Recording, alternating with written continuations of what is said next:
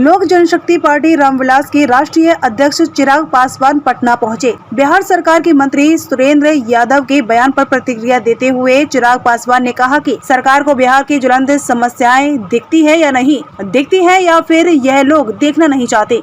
बार बार लोगों की आस्था और विश्वास का मजाक उड़ाना और उस पर बयानबाजी करना।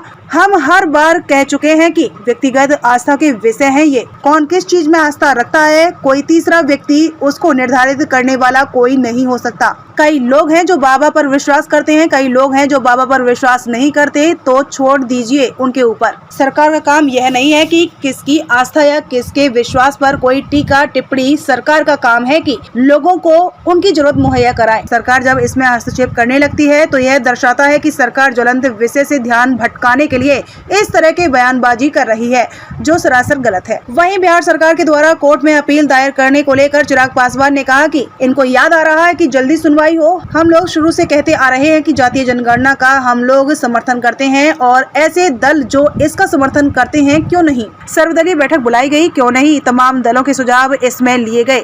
जब जनगणना शुरू हुई थी तब भी हमने आशंका जाहिर की थी। मुख्यमंत्री Nitish Kumar single man army की तरह काम करते हैं। किसी से राय मशवरा सुझाव लेना वह जरूरी ही नहीं समझते हैं, और यही कारण होगा कि इसका स्वरूप ही इतना कमजोर तैयार किया गया है कि सरकार अपने पक्ष को न्यायालय के सामने रख ही नहीं पाई। वहीं विपक्षी पार्टियों को एकजुट करने के सवाल पर कहा, जो व्यक्ति बिहार को एकजुट नहीं करे वह विपक्ष को एकजुट करने जा रहे। बिहार में बंटवारे की राजनीति कौन करता है?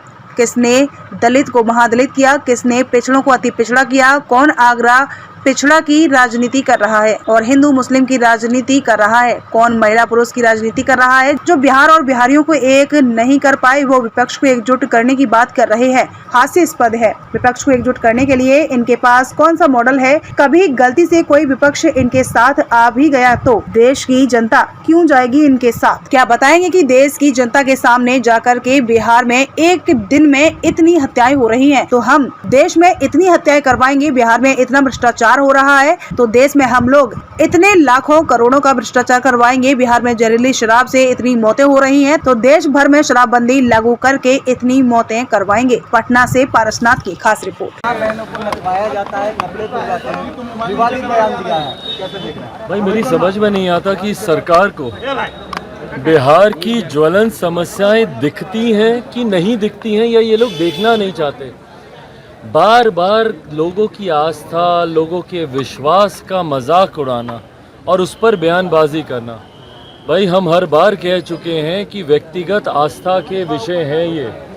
कौन किस चीज़ में आस्था रखता है, कौन किस चीज़ में आस्था रखता है, कोई तीसरा व्यक्ति उसको निर्धारित करने वाला कोई नहीं हो सकता। आपकी संभवतः जिस चीज़ में आस्था है मेरी उसमें नहीं होगी, या मेरी जिसमें है आपकी नहीं होगी। ये व्यक्तिगत विश्वास का विषय है भाई। कई लोग हैं जो बाबा पे विश्वास करते हैं, कई लोग हैं जो बाबाओं पे विश्वास नहीं करते, वो छोड़ दीजिए ना उनके ऊपर। सरकार का काम ये नहीं है कि किसी की आस्था, किसी के विश्वास के ऊपर कोई टीका टिप्पणी करे। सरकार का काम है कि लोगों को उनकी ज़रूरतें मुहैया कराए, उनको सुविधाएं दे। क्या बिहार में तमाम और ज्वलंत विषय समाप्त हो गए? क्या पूरी की पूरी सरकार कौन से बाबा आ रहे हैं, कौन से बाबा नहीं आ रहे, छोड़ दीजिए ना लोगों के ऊपर भाई।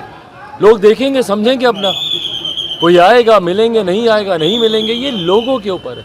पर जब सरकार जब इसमें हस्तक्षेप करने लगती है तो ये दर्शाता है, पूर्णतः ये दर्शाता है कि सरकार ज्वलंत विषयों से ध्यान भटकाने के लिए इस तरीके की बयानबाजी कर रही है, जो सरासर गलत है। वो विपक्ष को एकजुट करने जा रहे हैं। बिहार में बंटवारे की राजनीति कौन करता है भैया? किसने दलित को महादलित किया? किसने पिछड़ा को अति पिछड़ा किया? कौन अगड़ा पिछड़ा की राजनीति कर रहा है? कौन हिंदू मुस्लिम की राजनीति कर रहा है? कौन लवकुश खोरी कुर्मी की राजनीति कर रहा है? कौन महिला पुरुष की राजनीति कर रहा है? बताइए। तो जो बिहार को एक नहीं रख पाए, जो बिहारियों को एक नहीं कर पाए, वो आज विपक्ष को एकजुट करने की बात कर रहे हैं। हास्यास्पद है भैया। और कैसे विपक्ष इनके नेतृत्व में एकजुट होगा? कौन सा मॉडल है इनके पास भैया विपक्ष को एकजुट करने का? कौन सी सोच है इनके पास विपक्ष को एकजुट करने की? और कभी गलती से कोई विपक्ष इनके साथ आ भी गया तो देश की जनता क्यों जाएगी इनके साथ? बिहार में कौन सा ऐसा मॉडल ये खड़ा किए हैं भाई? क्या बताएंगे देश की जनता के सामने जाके कि बिहार में एक दिन में इतनी हत्याएं हो रही हैं तो देश भर में हम इतनी हत्याएं करवाएंगे? या बिहार में इतना भ्रष्टाचार हो रहा है तो देश भर में हम लोग इतने लाखों करोड़ का भ्रष्टाचार कराएंगे? या बिहार में जहरीली शराब से इतनी मौतें हो रही हैं तो देश भर में शराबबंदी लागू करके हम लोग इतनी मौतें करवाएंगे? क्या मॉडल है इनके पास भाई? जिनके प्रदेश में पुल हवा से गिर जाते हों, जिनके प्रदेश में चूहे कुतर जाते हों, उस प्रदेश का कौन सा मॉडल मुख्यमंत्री जी लेकर जाएंगे जहां पे हर जात पात धर्म मजहब के लोग आज की तारीख में सड़क पे हैं और हर समस्या का समाधान जिनके पास लाठी हो? तो उनको देश अपना नेतृत्व क्यों स्वीकार करने देगा बताइए? कर्नाटका में बजरंग दल को बैन करने की बात कांग्रेस ने मैनिफेस्टो में डाली है और उसके बाद अब बिहार में जेडीयू के सांसद भी मांग कर रिट पिटीशन डाला है कि जल्दी सुनवाई हो। हाँ, रिट पिटीशन अब इनको डालने का याद आ रहा है ना कि जल्दी सुनवाई हो। भाई हम लोग शुरू से कहते आ रहे हैं कि जातीय जनगणना का हम लोग समर्थन करते हैं और ऐसे दल जो इसका समर्थन करते हैं, क्यों नहीं सर्वदलीय बैठक बुलाई गई? क्यों नहीं तमाम दलों के सुझाव इसमें लिए गए? शुरू में भी जब ये जनगणना शुरू भी हुई थी उस वक्त भी हम लोगों ने आशंका जाहिर की थी कि भाई क्या हो रहा है, कैसे हो रहा है, प्रोसेस क्या है, क्या तरीका है, किसी को मालूम ही नहीं है। क्यों? क्योंकि मुख्यमंत्री Nitish Kumar ji single man army की तरह काम करते हैं, किसी से राय मशवरा सुझाव लेना वो ज़रूरी ही नहीं समझते हैं। और यही संभवतः कारण होगा कि इसका स्वरूप इतना कमज़ोर तैयार किया गया है कि सरकार अपने पक्ष को न्यायालय के समक्ष मजबूती से रख ही नहीं पाई होगी और परिणाम स्वरूप न्यायालय ने इसके ऊपर अंतरिम रोक लगा दी है। अब देखते हैं कि भाई अब आने वाले दिनों में सरकार की मंशा अगर रहती तो इसको और मजबूती से करती ना। सरकार की मंशा रहती तो जितने भी दल जो समर्थन कर रहे हैं सबको साथ में लेती। सरकार की मंशा रहती तो सर्वदलीय बैठक इसके ऊपर बुलाती। ये सिर्फ दिखावे की राजनीति है भैया। मुख्यमंत्री दिखाते कुछ और है, चाहते कुछ और है। 500 करोड़ रुपए जो इस्तेमाल किए जा रहे हैं उसको मिसयूज ऑफ हाँ, जो सरकार है करके दिखाइए, हिम्मत है तो करके दिखाइए। भाई किसी भी संगठन को सिर्फ राजनीतिक लाभ के लिए, उसके नाम को इस्तेमाल करने के लिए इस तरीके की बयानबाजी करना सरासर गलत है। मैं बार यही कहता हूँ, क्या सही में ज्वलंत विषय समाप्त हो गए हैं? कर्नाटका में क्या और कोई विषय नहीं रहा विपक्ष में होने के बावजूद कांग्रेस के पास कि भाई आप इस तरीके के विषय को आप उठाएंगे? क्या कर्नाटका में बाकी तमाम समस्याओं का समाधान हो गया? और आज आपको कर्नाटका सुनाई दिया तो तुरंत यहाँ पे विपक्ष के लोग शुरू हो गए कि भाई बिहार में भी घटना बताइए ना, किस आधार पर आप ये करना चाहते हैं? क्यों करना चाहते हैं भैया?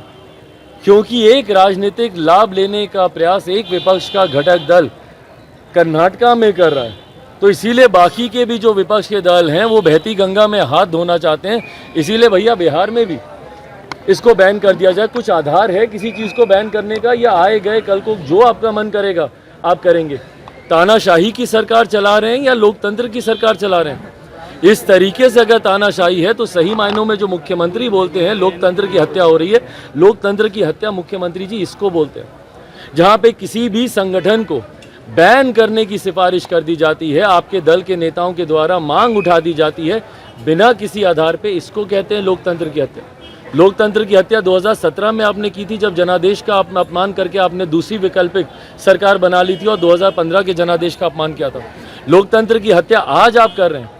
जनादेश एनडीए के लिए था, महागठबंधन के सरकार के साथ आप सरकार चला रहे हैं। ये तमाम परिणाम, ये तमाम प्रमाण हैं कि कैसे मुख्यमंत्री नीतीश कुमार जी लोकतंत्र की हत्या करते हैं, कैसे नीतीश कुमार जी की लोकतंत्र विरोधी सोच रही है। थैंक यू भाई।